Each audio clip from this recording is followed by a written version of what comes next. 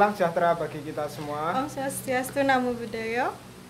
Sugeng enjing para kadang kamasetra ing podcast Jamet Jagongan Mesra Kamset. Dalam podcast ini kita akan membahas mengenai kekamasetraan dan juga bincang seni oleh para alumni. Bersama saya Ratih dan saya Ferdi. Hari ini kita sudah bersama Mas Gondol Sumargiono, nggih? Iya. Selaku pemilik Omah Gondon. Wah iya, bener. Dan juga pegiat seni sejak zaman dahulu kala. Ayo ora. Nggih, sugeng enjing Mas Gondon. Nggih. Pripun kabare Mas saya mboten? Insyaallah alhamdulillah. Alhamdulillah Baik. saya. Nggih, saya. Nah, Nggih, niki Mas Gondon niki adalah angkatan UNY. Ya. Saya UNJ angkatan Teknik Mesin tahun 1999. Benar.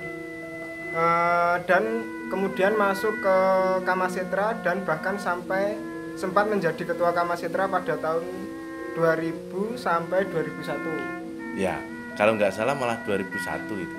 Saya lupa, tapi ketika saya masuk itu Mas Ariwanto ketuanya, kemudian setelah itu Mas Joko menggantikannya, saya langsung jadi koordinator teater. Setelah Mas Joko saya menjadi ketua Kamasetra. 2001 berarti. 2001 kelihatannya. Jadi setelah setahun saya langsung jadi ketua. Oke. Padahal belum punya apa-apa. Nggih. Belum punya apa-apa. Nah, pripun to niki Mas saking teknik kok bisa berkesenian? Iya. Mas Gondol memang sudah suka sama seni dari dulu atau gimana? Ya, kalau ditanya suka itu dari dulu saya memang senang berkesenian. Dari SMP, dari SD, dari SMA saya sudah berkesenian. Bahkan saya sejak kelas 4 SD itu saya sudah main ketoprak. Tapi oleh orang tua disarankan untuk tidak ke sana. Maka kemudian mau tidak mau saya harus mengalihkan keinginan saya. Bapak saya seorang pengkerawit yang dulunya sering ikut dengan dalang-dalang. Ketakutannya adalah ketika dia jadi seniman, dia tidak bisa hidup. Maka kemudian ketika saya SMP mau masuk SMKI, bapak tidak memperkenankan karena gue arep dadi opo. Dulu saya keterima di SPK. SPK itu sekolah perawat. Dulu salah satu sekolah favorit yang kemudian diidam-idamkan oleh desa-desa di sekitaran saya. Tapi kemudian karena hati saya terlalu kacau dan saya tidak mau, akhirnya saya memilih untuk di SMA, salah satu SMA yang terpencil, SMA 1 Panggang. Ya, di SMA 1 Panggang itu kemudian dari situ saya sudah mulai menulis, saya sudah mulai, dulu ada festival teater antar pelajar sekota, se-DI. Saya sudah dapat dulu sutradara terbaik dan penulis naskah terbaik di SMA. Terus setelah itu saya mau pengennya mau keisi. Tapi oleh orang tua kemudian ya itu pertanyaannya apa? Kamu mau jadi apa? Akhirnya setelah itu saya banting setir. Saya harus kemudian tetap kuliah walaupun itu harus padu istilah saya dengan bapak simbok saya, karena simbok saya cuma seorang pedagang, bapak saya seorang petani yang tidak mungkin kalau saya kuliah. Maka kemudian saya matur, ketika saya tidak kuliah, saya akan pergi. Nah, waktu itu kemudian saya UMPTN, kemudian saya ikut di UNJ, delalah keterima di teknik mesin. Alhamdulillah saat itu masuk ke UNJ, teknik mesin. Untuk uang biaya pertamanya saja, saya masih kurang 550 saat itu. Saya bingung sampai saya matur sama simbok saya, nek ora tetep naik 550, aku arep lunga. Akhirnya simbok saya cari-cari utang. Uang saya genap 1.500.000 saat itu dari uang saya tabungan saya di waktu SMA karena saya delalah dapat beasiswa. Selesai itu saya masuk. Nah, disitulah mulai saya mencoba untuk membedakan kesenian dan teknik, tapi tidak bisa. Darah itu tetap mengalir dalam diri saya, keinginan untuk berkesenian itu tetap mengalir pada diri saya. Akhirnya di semester 1 saya sudah bingung mau ngapain, mau seperti apa, mau ngapain. Nah, terbersit dulu itu ada Kamasetra. akhirnya saya mencoba untuk lilang-liling, lihat-lihat. Karena aktivitas saya di semester 1 saya sudah jadi Sekjen 5, saya sudah jadi kegiatan yang ada di universitas sudah ikut. Tidak bisa dikendalikan saya. Karena atos, kasar, apapun yang saya mau itu harus ikut. Terus tidak ada yang mengendalikan saya.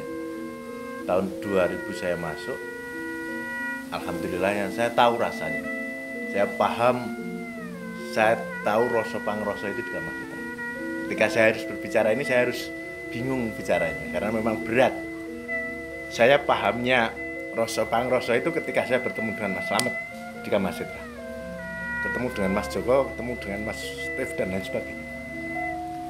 Awalnya saya kukuh, saya tidak pernah bisa ditolak oleh siapapun. Saya selalu benar. Tapi ketika saya di Kamar Setra, saya paham betul dengan rasa itu. Nah di situ kemudian timbullah saya berkesenian, saya belajar dan belajar.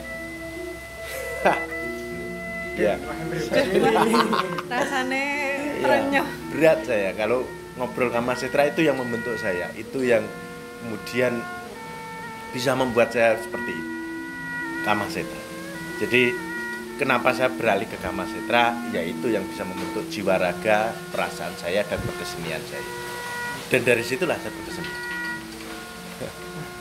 Terus ya gimana?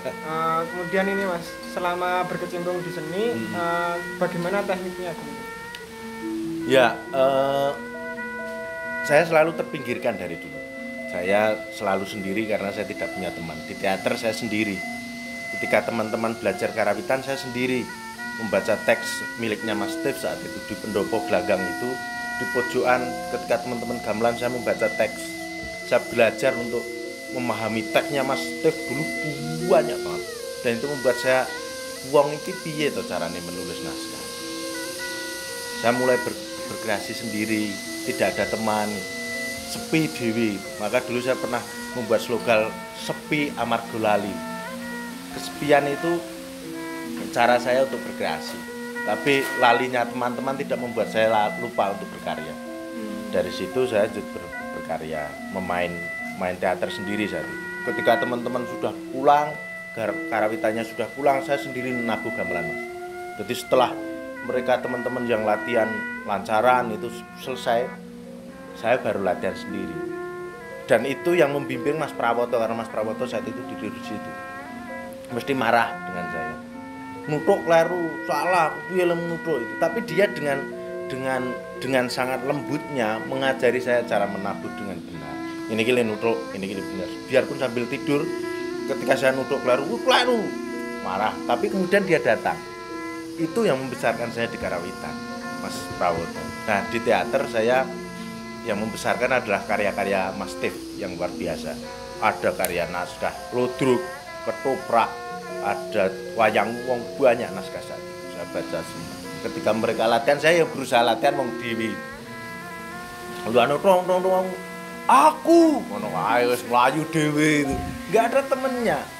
Saat itu saya masuk langsung jadi pengurus. Berarti saya yang harus ngopeni saya sendiri. Ya enggak ada, ya wis saya sendiri. Akhirnya saya berkesenian itu dari saat itu. Kemudian saya beralih setelah teman-teman pulang, saya berlatih gamelan. Setelah berlatih gamelan, lama gitu berlatih gamelan. Terus diajari Mas Joko. Kalau saat itu Mas Joko itu kan ketuanya. Terus ada program Ramayana. Orang yang tidak bisa nari diajari nari supaya nih bisa masuk ke Ramayana. Tidak hanya ngobongi dupa, mengambil pucuknya panah, tapi Mas Joko juga mengajari iki lho, bagianmu itu tidak di situ saja. Maka diajari nari. Kemudian saya belajar menari. Dulu saya nari buto, nari Mbah Uwek. Akhirnya terakhir itu saya dipercaya untuk nari Indrajit. Ya biarpun tidak bagus-bagus amat, Kumbo Karno saya juga pernah. Jadi di situ saya mulai belajar. Nah, di karawitan saya lebih senang karena ada beberapa teman yang mau menemani saya. Ada Mas Winayat, Mas Nardi, Mas Agus Windarto, Mas Handito, dan saya. Dulu 5 orang ini yang kemudian susah senengnya saya ada di situ. Sampai saat ini ketika saya berkarya mesti saya ajak apapun itu, karena mereka yang membuat saya kaya pengalaman, kaya kecerdasan, kaya apapun. Nah, dari sinilah kemudian muncul beberapa karya yang kemudian itu adalah karya bersama dari Mas Agus, dari saya, dari Winayat, dan teman-teman. Ada karya tari, ada karya, ya termasuk Marska Masin. Begitu. Terus tekniknya gimana? Di tekniknya. Teknik mesinnya. Iya. Saya sadar bahwa orang tua saya membesarkan saya dan menguliahkan saya dengan baik dan benar. Artinya dia berusaha peringatnya berjujuran, mereka piye carane ben anake iso benar-benar sekolah. Sampai saat ini saya masih teguh pendirian saya. Ketika dibelah dada saya masih anak mesin. Maka di rumah ini, omah gondol ini juga tempat omahnya anak-anak mesin. Satu itu dedikasi saya terhadap mesin sebagai dedikasi saya, penghormatan saya kepada orang tua. Saya masih mengajar mesin walaupun itu hanya 2 jam atau 3 jam atau 4 jam. Itu sebagai penghormatan saya bahwa orang tua saya menguliahkan saya di mesin. Dan sampai saat ini saya lajari mesin, pengelasan. Dan ketika ditanya tekniknya piye, ya insyaallah muga-muga ra ilang sampai saya mati, karena ini rasa penghormatan saya pada orang tua saya. Nek ditanya hidupnya nanti gimana lah, ya nyatanya saya bisa hidup. Dulu saya sempat takut karena tubuh saya banci. Sebelah adalah teknik, ketika saya di keteknikan orang bilang saya kesenian. Wah, cah seniman kok nong teknik. Maka tekniknya sastra. Bila ketika saya di kesenian, orang bilang cah teknik mesti ngarape kesenian ngawur, dan itu banyak, sampai saat ini masih banyak orang yang mengatakan itu. Tapi saya bismillah saja karena ini anugerah saka Gusti Allah. Jadi no problem. Begitu. Malah bisa di 2 sisi tuh Mas dengan ini. Maksudnya bisa ngelihat dari seni, bisa juga ngelihat dari tekniknya gitu. Sangat baik untuk kita, tapi kadangkala untuk orang lain tidak baik.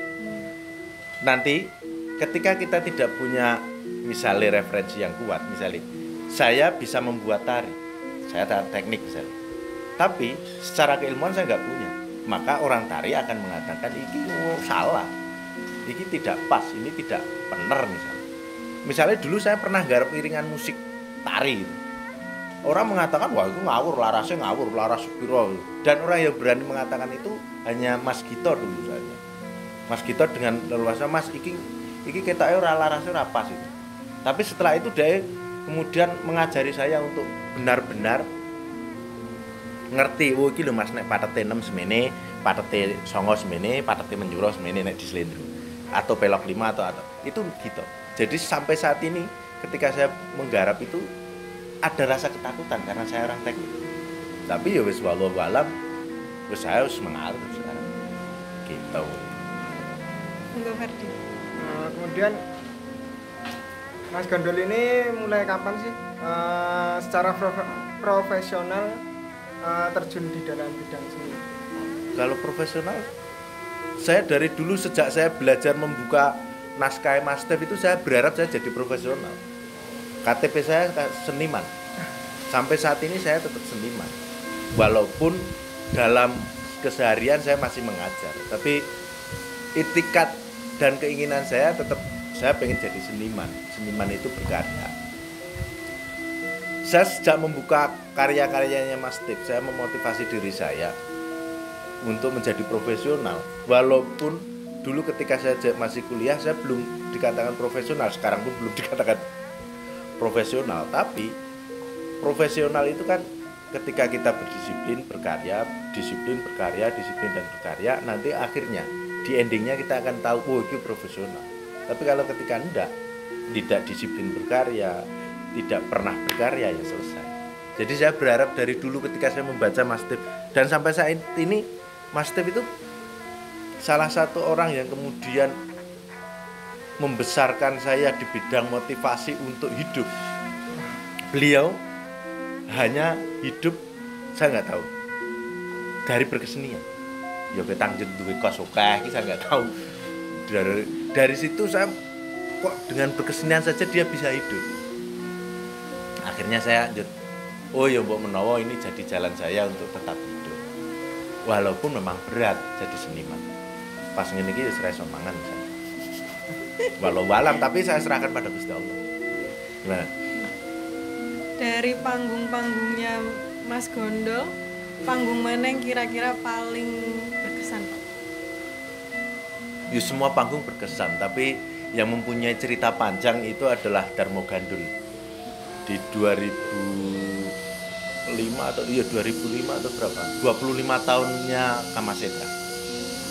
Saat itu kita biasa ketika mau ada pementasan kita mesti menyodorkan beberapa naskah. Saya mencoba menyodorkan naskah, format pertunjukan sampai detailnya seperti apa.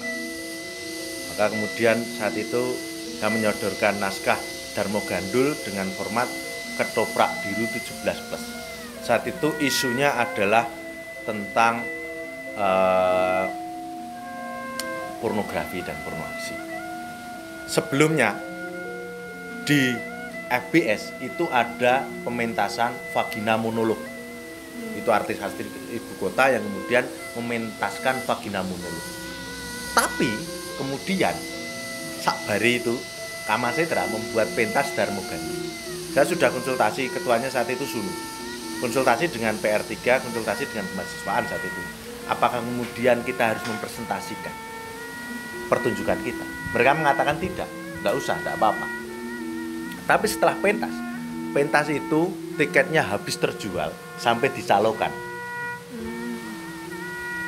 Di luar itu ada salah satu organisasi, sebut saja Tuhut gitu, yang kemudian membawa parang untuk masuk dan melihat pertunjukan, untuk menghentikan pertunjukan. Saat itu saya masih ingat, saya ngegong, Nita menangis di hadapan saya, Mas, njobo wis enek wong golok, pengen ngendeke. Piye, Mas? Saya sebagai inisiator dan pembuat naskahnya, saya tidak masalah kalau kemudian dihentikan, tapi saya berharap ini tidak. Nung wedi, Mas, polisi sudah banyak di situ. Sudah kacau balau itu, anak-anak sudah kacau, konsentrasinya kacau, tapi di panggung tidak kacau karena di sana ada Mas Steve dan lain sebagainya. Dan Mas Steve memahamkan pada kita untuk santai baik. Wes ono sing golok, ada polisi dan lain sebagainya untuk menghentikan. Di situ campur aduk. Nek tak lanjut itu bermasalah. Nek tak tidak dilanjutkan ini pertunjukan. Orang-orang menikmati. Akhirnya saya memutuskan aku manut Sunu. Sunu mengatakan tidak. Oh ya wes, berarti aku siap, enggak apa-apa. Nanti tanggung jawabnya kita bareng. Selesai di situ. Paginya, sebelum pagi, Mas Dalipo, tokoh utama Darmo Gandul, matanya kena lipstik yang buat mata. Jadi matanya wabuh gitu. Itu yang tidak bisa, sampai saat ini saya tidak bisa mengatakan apa-apa ketika bertemu Mas Dalipo, ya saya sungkem. Mas gitu.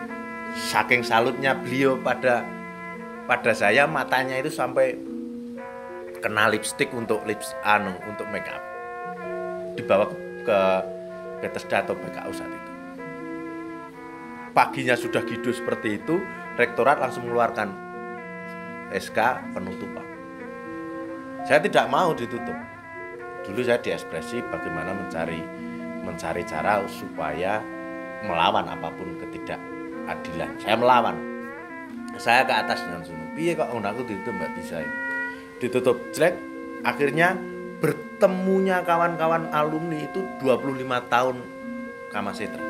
Kita bertemu rembuk bareng sampai kemudian saat itu matur nuwun sekali sama Pak Minto, Profesor Suminto Sayuti, yang kemudian membela kita. Tidak apa-apa itu. Sampai kemudian saya nggak tahu apakah kemudian itu berefek sama beliau sampai saat itu. Kerungu-kerungu berefek sama Profesor Minto.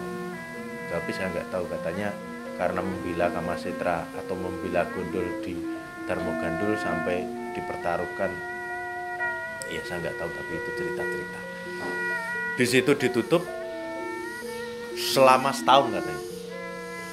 Saya ditutup, saya tidak boleh berkarya, Kamasetra ditutup. Tapi kita bahagia. Enggak apa-apa ditutup. Toh nyatanya saya berkarya. Saya masih menulis saja. Saya setelah ditutup saya menulis Syekh Siti Jenar saat itu. Kiblat Tanah Negeri. 2006 setelah kita ditutup Borek Lindu setelah Lindu katanya ditutup kita. Tapi kita punya inisiasi untuk membuat pentas Ramayana di Imogiri. Umar saat itu mengatakan pada saya, "Kang, iso menghibur anak-anak enggak?" "Iso." "Apa ya, Kang?" "Kita buat Ramayana." Saya matur sama Mas Sunu karena ketuanya Mas Sunu. Akhirnya Mas Sunu, "Oke, Kang, kita nggarap." Ke sana 2005 yang dikatakan kita ditutup, nyatanya kita dibuka lagi. Akses untuk berkarya dibuka.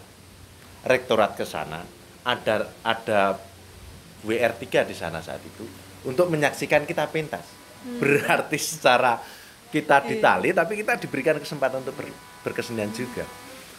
Nah, di situ itu yang berkesan bagi saya. Setelah itu sampai saat ini saya mungkin merasa dalam tanda kutip berdosa di hadapan kakak-kakak saya, di hadapan adik-adik tingkat saya, karena Kamasetra sempat ditutup. Ya, dari lubuk hati yang paling dalam saya minta maaf pada semuanya. Mudah-mudahan ini jadi cambuk saya juga dan mudah-mudahan bisa lebih baik. Tapi di 2006-nya saya membuat pentas kolosal di GOR pertama kali dengan 600 atau 700 pemain, seluruh UKM ikut, dan itu Syekh Siti Jenar. Ketika saat itu almarhum Profesor Sugeng, rektor kita, Sugeng Ardianto saat itu rawuh, kemudian mengatakan, "Wah, ini enggak apa-apa." Saya konsultasi beberapa kali naskah itu sama Profesor Sugeng. "Oh, enggak apa-apa, ini dipentaskan." Berarti sudut pandang itu yang menjadi masalah. Ketika sudut pandang teman-teman itu berbeda, Darmo Gandul yang saya buat itu bukan pengkultusan tentang seragam Darmo Gandul, enggak, tapi peristiwa yang berbeda, sangat berbeda sekali. Begitu kita. Ya itu yang terkesan. 2006 ditutup, 2005 ditutup, 2006 tetap berkarya, 2006 membuat sesi di Jenar tapi saya tidak ditangkap. Ya biasa. Jadi sampai saat ini saya tidak pernah takut karena ya wis resiko jadi seni. Kemudian ke Mas, ke orkes Gondol dan Jazz Gandes. Orkes Omah Gondol. Di sini bisa diceritain dong Mas, bagaimana sejarahnya kok bisa dapat pemain-pemain juga gitu Mas? Ya, pertama Orkes Omah Gondol. Orkes Omah Gondol itu saya kan seneng gitar dulu, seneng nulis-nulis gitu. Terus Orkes Omah Gondol itu saya dulu cuma sama Mas Agus, sama Angga itu ketuanya Kamasetra juga. Anggapan saya bisa menampung anak-anak Kamasetra sing delalah seneng sama seperti saya, sing gitar, sing delalah kok ora seneng nongkono itu. Karena alumni Kamasetra kan banyak, ning tidak terwadahi karena kita tidak punya grup. Akhirnya saya punya orkes. Itu awalnya gitu. Terus akhirnya Angga mendapatkan beberapa teman untuk masuk, kemudian kita tergabung. Orkes itu cenderung ke keroncong, lebih banyak nafasnya ke keroncong. Itu untuk menyalurkan bakat yang lain. Saya seneng gitar, jadi saya akhirnya mengalir ke Orkes Omah Gondol. Terus setelah itu lihat perkembangannya teman-teman di Orkes Omah Gondol itu kan pengen berkarya juga. Ketika dengan saya namanya terlalu melekat dengan gondolnya, maka mereka membuat satu grup, apa namanya saya lupa. Nah di situ mereka juga bisa berkarya. Nah Orkes Omah Gondol itu akhirnya ya juga mengalir tempat berkarya saya untuk tetap senang di diatonisnya. Jazz Gandes itu orang-orang yang ada di sini, di sekitaran kampung sini, yang kemudian ya mau berkesenian. Karena di kampung ini banyak orang yang senang, maka orang-orang di kampung ini saya dekatkan dengan berkesenian.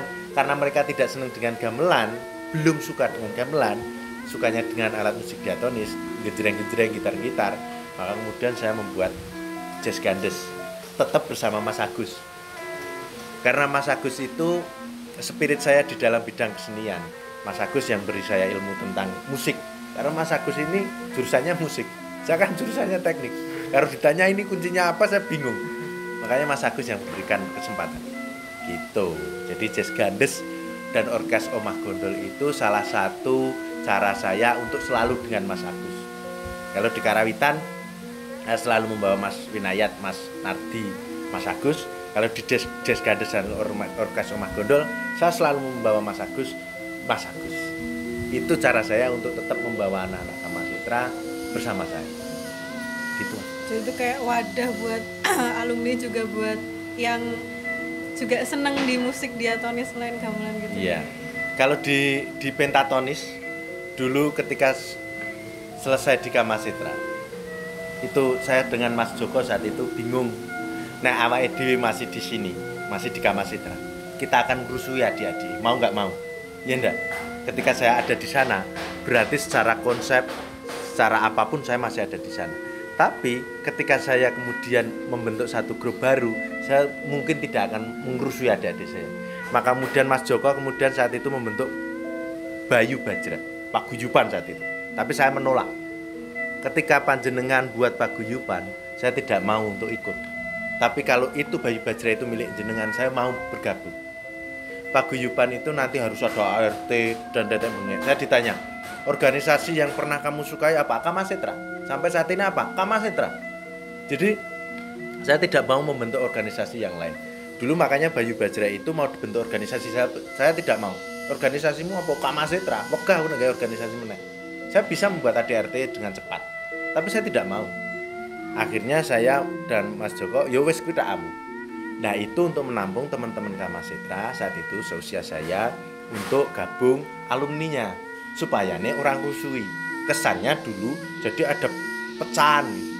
Kamasetra karo Bayu Bajra musuhan, padahal tidak.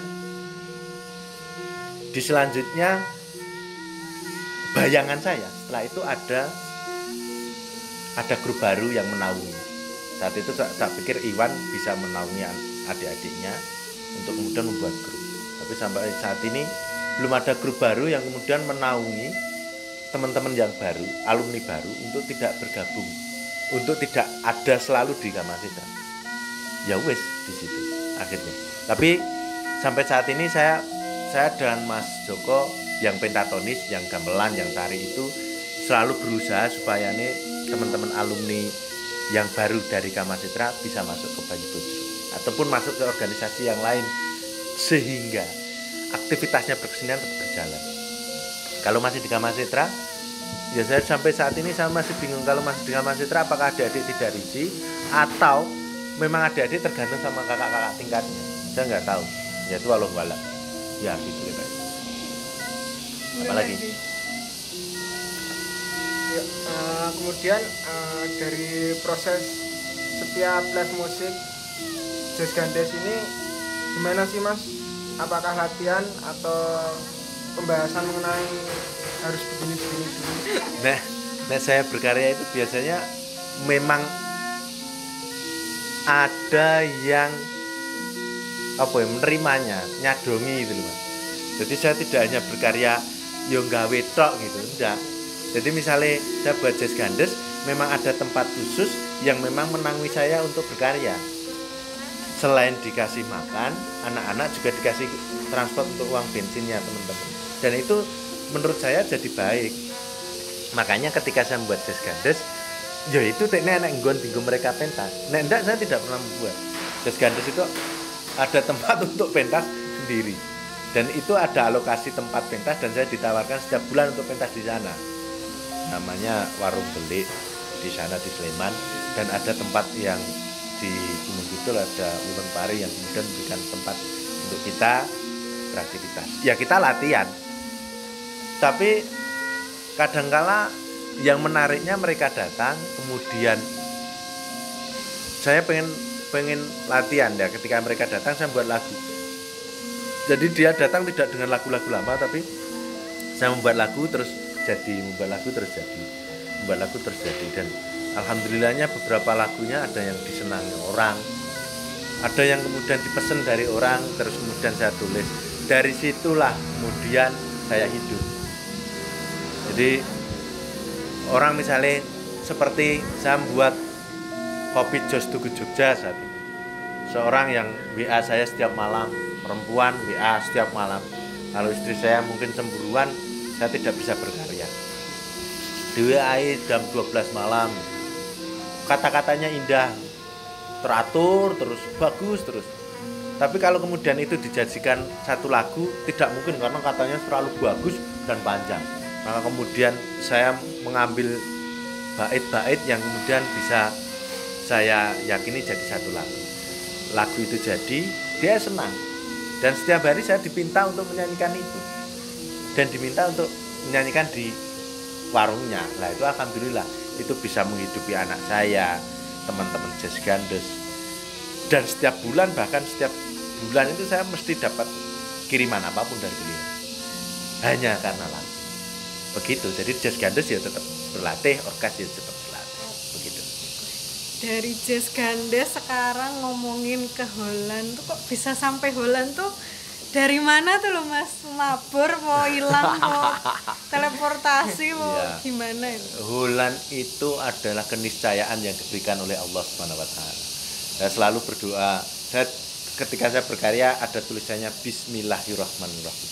Selalu itu. Dan itu saya amalkan sampai saat ini. Dan itu ternyata misalnya gini, menulis apapun dengan bismillah itu jadi. Saya tidak nonton tari nih, aku bismillahirrahmanirrahim. Nulis angka itu terus saya buatkan di tarinya itu bisa. Dan jadi, alhamdulillah itu cukup Gusti Allah. Sama seperti ketika kemudian saya ke Belanda, itu lantarannya cuma sepele. Saat itu banjir besar pertama kali di Gunung Kidul. Banjir besar pertama kali di Gunung Kidul. Banjir besar luar biasa. Pagi. Saya tahunya malam. Padahal sehari sebelumnya saya ngambil gayor itu.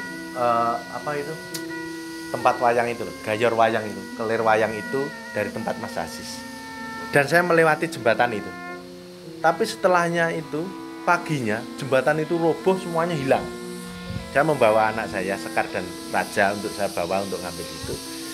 Terus sakbare itu, malamnya jam 12 saya baru paham bahwa tempat yang saya lewati dan kemudian saya buat itu hancur. Saking rasa sedihnya, jam 1 malam saya membuat rerepen Ojo Nangis Wong Ayu. Saat itu saya tujukan dengan Mas Aziz. Saya menangis betul saat itu. Karena paginya saya tidak bisa melihat Mas Aziz, malamnya jembatan yang akses orang banyak itu hilang. Dan setelah itu saya membawa gayor itu di rumah, malamnya baru saya lihat. Saya buat rerepen Eman, Eman, Eman, Eman.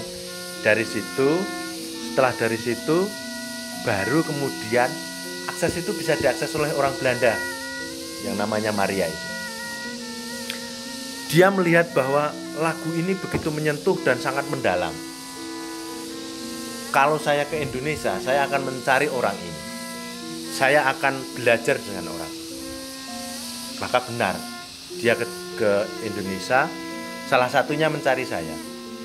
Setelah mencari saya, saat itu diantar dengan Mas Aziz ke sini, saya main keroncong. Main keroncong gerang-gereng gitu. Dia tidak percaya bahwa itu saya. Karena saya terlalu tertawa, guyang-guyu, bahagia, senang-senang gitu. Itu bukan dia, itu tetap bukan dia. Tapi akhirnya lama-kelamaan dia juga tetap tidak yakin bahwa saya yang membuat lagu sedihnya itu. Saya akhirnya ke rumahnya Mas Aziz untuk mengatakan dan memprestasikan bahwa saya yang membuat itu. Saya lakukan, saya nyanyikan, kemudian dia yakin betul, oh ya kowe ternyata. Kemudian ke sini di tempat Mas Aziz 1 minggu, di tempat saya 1 bulan. Akhirnya di 1 bulan itu dia belajar tentang lagu-lagu saya. 1 bulan dia belajar lagu-lagu saya. Hari berikutnya, tahun berikutnya dia ke sini, bukan tahun berikutnya. Di November, kemudian Februari ke sini untuk membuat pentas bersama. Di hari pertama dia pentas bersama, hari kedua pentas bersama, 2 kunjungan maksudnya. Terus kemudian baru dari situ dia memberi kesempatan saya untuk ke sana. Terus Maria berkata, ketika kamu ke sini mau ngapain? Kalau saya hanya jalan-jalan, saya tidak mau. Nah, untuk apa saya jalan-jalan? Saya di rumah dengan anak-anak saya bahagia. Oke, saya buatkan agenda, ada workshop di sana. Kemudian ada diskusi kecil dengan beberapa dosen di sana. Terus kemudian ada pementasan. Alhamdulillahnya di sana itu undangannya adalah undangan untuk pementasan, workshop dan lain sebagainya. Biaya dan lain sebagainya mereka yang nanggung. Alhamdulillah. Ya, saya tidak tahu, bahasa Inggris saya nggak baik. Saya bahasa Inggrisnya otok-atak kok tutuk. Di sana saya juga bingung. Nah, di situ ternyata anugerah Gusti Allah. Saya tidak pernah ini bagus atau enggak. Nah, dari repen itulah yang membawa saya ke Holland, Nederland untuk berkarya. Setelah di sana ya saya berdiskusi dengan, ternyata Maria itu profesor, guru besar sebuah universitas dulu. Terus mahasiswanya ada 5 itu sudah dosen semua. Yang saya ajak untuk berkarya Ramayana di Holland itu ada 5 orang yang mengiringi saya. Itu adalah dosen semua dan mereka punya mahasiswa. Terus ada satu lagi mahasiswa putri cewek cantik yang dicemburuani sama istri saya karena bersentuhan tubuhnya. Kalau di sana itu art itu kan dekat enggak apa-apa, tapi istri saya tidak diperbolehkan. Dan itu peristiwa yang sangat menyakitkan bagi saya. Saya tidak bisa berkarya ketika istri saya tidak tersenyum. Jadi ya wes, selesai. Sampai di Holland berkarya, dan karyanya Anda bisa lihat di YouTube Anda. Gitu katanya. Kemudian Mas Gondol ini dalam kesenian ada yang belum dicapai atau Oh ya. belum Yang secara berkesenian saya sudah selesai. Apa mau penghargaan nasional, internasional saya sudah dapat. Mau penghargaan apa? Yang belum saya capai adalah dulu cita-cita saya hanya meyakinkan orang tua saya bahwa berkesenian itu bisa menghidupi. 8 tahun mas saya harus meyakinkan bapak simbol saya supaya saya yakin betul saya bisa fight hidup dengan berkesenian. Ya cita-cita dulu pengen nukok ke bapak gamelan, sekarang sudah bapak sudah saya berikan gamelan di rumah, sudah bahagia dengan gamelan mesinnya, bahagia. Saya punya gamelan sudah, saya punya wayang sudah, saya punya pendopo sudah, saya punya studio untuk berkarya sudah. Tidak ada kecuali satu yang belum saya cita-cita belum selesai. Saya pengen naik gaji mas. Amin ya itu. Ya, jadi dengan berkarya saya berharap bisa. Dulu saya ngobrol dengan Maria tentang itu, tapi Maria kan beda dengan keyakinan saya, jadi ya nggak apa-apa. Tapi saya berharap suatu saat ada orang yang ya Gusti Allah memberi lantaran, siapa yang memberikan budgetnya untuk saya atau menabung atau apa. Ini doa saya, mudah-mudahan dikabulkan Gusti Allah. Pengen naik gaji.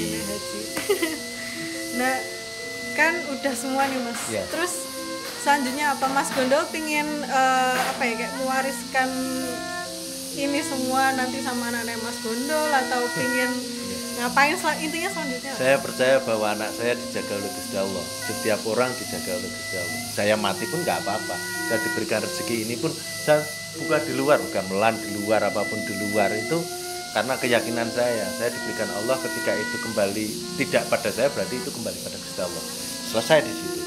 Nah, saya tidak akan mewariskan apapun pada anak-anak saya. Kalau anak-anak saya suka, ya itu alhamdulillah. Kalaupun enggak, ya wis, nggak apa-apa. Saya membuat lagu saat ini, saya membuat musik saat ini, saya membuat pentas saat ini adalah untuk meyakinkan pada anak-anak saya bahwa saya berjuang, saya kerja keras, dan ketika anak-anak saya suka dan bahagia itu wis alhamdulillah. Kalau babakan mewariskannya itu urusannya. Saya cuma mengkhawatirkan istri saya karena saya seniman. Seniman itu ketika nanti sudah tidak ada, anak istrinya memakan apa. Tapi keyakinan saya tentang Gusti Allah itu, jadi saya tidak pernah berpikir akhirnya bahwa Gusti Allah itu menjaga setiap orang, menjaga. Akhirnya saya tidak bingung sekarang. Dulu saya khawatir betul. Saya sekarang sakit-sakitan. Saya sakit. Saya ada penyakit yang kemudian susah untuk, saya nggak tahu apakah. Muka-muka kalau ke dokter saya takut. Jadi ketakutan saya cuma sederhana ya, ketika nanti suatu saat istri saya itu bisa fight ya alhamdulillah. Tapi minimal saya sudah menyediakan gamelan untuk dia, menyediakan wayang untuk dia. Kalau di kemudian hari dia tidak bisa makan, ya biar dijual. Itu aja. Ya, lanjut untuk Mas Ferdi. Iya. Selanjutnya ini Mas, kan ini lagi dilanda dengan pandemi COVID-19. Ya. Dan keadaan begini, berarti kan semua kegiatan Mas Gondol juga kan juga tertunda atau diberhentikan gitu kan Mas. Mengenai hal ini bagaimana dari Mas Gondol? Apakah Saya pernah bertanya sama istri saya, gue terpengaruh ora dengan COVID? Ora. Artinya perjalanan hidup dapur itu mengepul. Itu adalah kunci di mana terpengaruh atau enggak. Saya tanya, terpengaruh enggak? COVID itu membawa berkah bagi saya untuk lebih kreatif berkarya. Dari mulai ditutup, itu saya sudah mulai menyetorkan beberapa lagu. Saya mulai membuat sampling lagu-lagu saya, kemudian saya kirim ke Maria. Terus Maria meyakinkan bahwa saya membuatnya. Terus kemudian nanti ada beberapa orang menyukai. Anda lihat di Facebook saya, ada 2 atau 3 lagu yang ada tulisannya tribut. Itu adalah cara saya untuk berkarya. Tribut 4 orang, 5 orang. Itu kemudian mereka memberikan, ada satu lagu yang dihargai 250 sampai 300 euro. Nek 300 euro, nek sak euro ini 16.000, mbak hitung sekitar berapa gitu? Iya, banyak banget. 4 juta, 5 jutaan gitu. Dan itu dikirim dia. Jadi ketika kelihatannya saya buat di Facebook itu untuk monumental saya, bahwa bukan untuk orang lain, kemudian orang lain menyukai, like, itu tidak penting bagi saya. Pentingnya saya adalah dapat finansial untuk anak istri saya, kemudian bisa hidup. Saya buat ada 3 lagu, ada 3 orang kirim uangnya, terus kirim saya bisa hidup lagi. Terus lagi saya buat Brang Taneng Wang, itu 2 orang atau 4 orang, terus disukai, bentuknya campur sari langgam. Setelah itu saya membuat lagu terakhir Tresno itu 31 orang, hampir 1.000 euro yang saya dapat. Dari situ kemudian saya membaginya sama teman-teman saya. Saya membuat karya Stay at Home. Lagu Stay at Home itu saya buat dengan melibatkan teman-teman. Kemudian dari hasil itu saya bagi dengan teman-teman biarpun tidak besar. Setelah itu saya buat lagi Tari Corona yang bayangan saya bisa jadi alat untuk teman-teman untuk berkarya. Kemudian terakhir ya dari budgeting itu saya kemudian bagi. Kemudian saya buat sandiwara virtual yang insya Allah sampai akhir Ramadan lah, 20 atau 25-an saya menyelesaikan. Dan ini sudah ditunggu, sudah diterjemahkan sama Mas Cahyo, ketuanya Kamasetra juga. Ini juga sudah ditunggu di Belanda untuk diterjemahkan dalam bahasa Belanda, dan sudah ada yang menikmati di sana. Jadi ketika itu nanti sudah dinikmati, berarti insya Allah itu ngerjekeni. Dan ketika ditanya terpengaruh enggak, saya enggak terpengaruh karena saya berkarya. Selalu saya tidak takut. Ketika saya berkarya episode 1, 2, 3, 4 sampai 5, istri saya selalu mengatakan, "Kowe kok melek dari jam?" Saya melek, Mbak, untuk garap pentas sandiwara virtual. Dari jam 10 sampai jam 3. Itu saya melek, ngedit, kemudian jam 3 saya upload. Terus gitu. Saya cuma bismillahirrahmanirrahim. Akhirnya satu itu saya kirim ke Maria, ke Belanda gitu. Terus Maria tertarik. "Kamu bisa menerjemahkan enggak?" "Saya bisa menerjemahkan, nanti saya terjemahkan." Ya saya kirimi satu persatu, siapa tahu ada yang suka. Di situ kemudian saya berharap setiap karya saya tidak mengharap apapun, tapi ya berkarya saja. Kalau itu ada efeknya untuk finansial dan lain sebagainya, alhamdulillah. Dan kalau saya bisa membaginya kepada teman-teman, saya bisa membagi.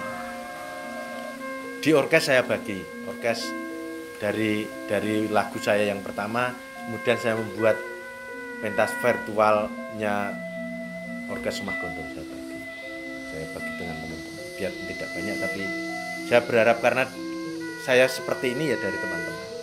Ada yang kemudian menolak, ngopo to Mas? Karena saya bisanya seperti ini ya karena mereka. Begitu. Jadi itu ora ana efeke. Pokoke anggar berkarya ora berefek. Nek kowe ora berkarya ya berefek. Gitu. Oke, sekarang ada yang mau Mas Gondo sampaikan nggak buat anak-anak muda yang pengen berkarya, yang pengen berkesenian atau yang pengen nyemplung ke seni itu? Iya. Kira-kira kayak gimana ya? Ya saya berharapnya serius kalau disiplin berkarya itu penting. Jangan pernah takut. Jangan pokoke takon kan. Wadah kita itu misalnya nong Kamar Citra misalnya. Wadah itu kita itu sudah jelas, tapi orang yang mau berkarya itu cuma sedikit. Dan orang yang sudah selesai setelah jadi ketua dia baru berani menjadi berkarya. Itu salah bagi saya. Berkarya itu ya sejak Anda kecemplung di situ, kecemplung di organisasi itu ya berkarya. Apapun itu, dihargai ataupun tidak itu wis ora urusan. Jadi saya ketika berkarya cuma berprinsip bismillahirrahmanirrahim karena iki karunia Gusti Allah, tak usahakan jadi sesuatu yang baik walaupun orang lain menganggap tidak baik. Tidak pernah lengkap, tapi saya berusaha selengkap mungkin. Ini wong liya iki kurang iki, wah iki kurang ngoh, iki kurang. Di antara orang-orang penikmatnya mesti ada orang yang menikmati. Orang-orang itu kan banyak. Jadi nek si A wis ora seneng ya mesti ana si B ora seneng ya si C ora seneng ya si D. Akhirnya dalam berkarya itu disiplin. Selesai. Berkarya. Entah apapun. Kowe iso nabuh nutuk angka 1 tok, mbok tutuk terus. Nek kowe iki kontinu nutuk ting jam 3 yo di store. Ting angka 3 di store. Wong kan suwe-suwe sebel. Terus orang menganggapnya iki kontinu nong angka 1, profesor 1. Saya mau seperti itu. Saya dulu pernah berkonsultasi dengan Mas Alek karena di rumah saya itu dekat Pring. Saya disarankan ke Pring. Tapi saya tidak mau karena aku ora duwe jiwa nong Pring. Bambu itu kan alat musik yang luar biasa.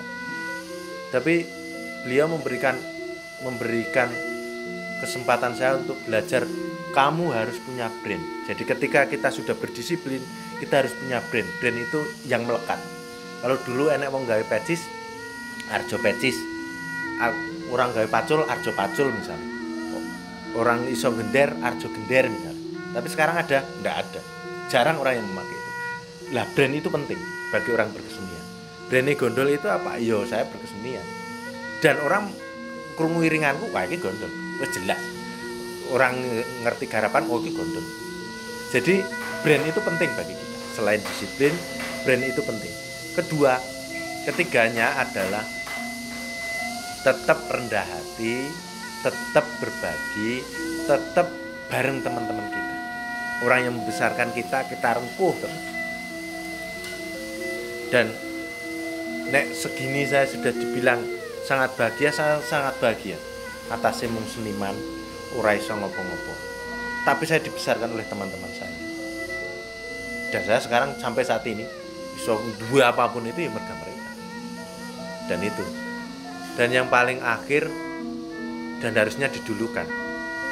Bismillahirrahmanirrahim. Saya berserah pada Gusti Allah. Saya tidak pernah takut untuk lapar karena setiap hari saya diberikan makan sama Gusti Allah. Selesai saya tidak punya uang, mesti hari berikutnya saya dapat. Dan saya meyakini itu karena saya dipelihara oleh Gusti Allah. Saya tidak pernah takut didata apa-apa ya saya ikut didata. Ini wis biasa bae. Saka dinas dapat apa ya aku ra entuk ya ning entuk saka Gusti Allah. Dan itu lebih besar. Spirit hidup saya ora pernah wedi, ora pernah wedi ngelih, tidak pernah takut di situ karena saya dipelihara oleh Gusti Allah. Gitu.